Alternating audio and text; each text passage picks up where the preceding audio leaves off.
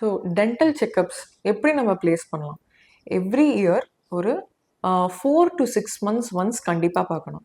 ஏன் இந்த டைம்லைன் பார்த்தீங்கன்னா, ஒரு சொத்தை வந்து அது ப்ரொக்ரஸ் ஆகிறதுக்கு உண்டான டைம்லைனை தான் நான் அதை பற்றி தான் பேசிகிட்டு இருக்கேன். ஸோ ஒரு சொத்தை வருது ஏர்லியர் ஸ்டேஜஸில் இருக்குன்னாக்கா நம்ம அப்போவே அதை ஃபில் பண்ணிடுறோம். நீங்கள் செக்கப்கே வராமல் நீங்கள் ஆஃப்டர் 1.5 2 years வரும்பொழுது அந்த சொத்தை ரொம்ப ஆழமாக போய் நம்ம கண்டிப்பாக ரூட் கேனல் பண்ணுற ஸ்டேஜுக்கு வந்துடும்.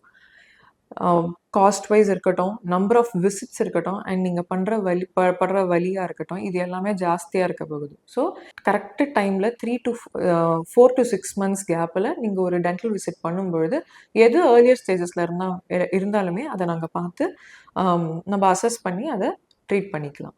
கூடயே நீங்கள் இப்போ உங்களோட சீஃப் கம்ப்ளைண்ட்டையும் தாண்டி நீ இல்லை எனக்கு இந்த பல்லில் மட்டும்தான் வலி இருக்குன்னு வரும்பொழுது கூட த ரீசன் நாங்கள் ஏன் உங்களுக்கு மற்றதெல்லாம்லேயும் சொத்தை இருக்குன்னு சொல்கிறதுக்கு main reason so that next time you won't come to us with pain.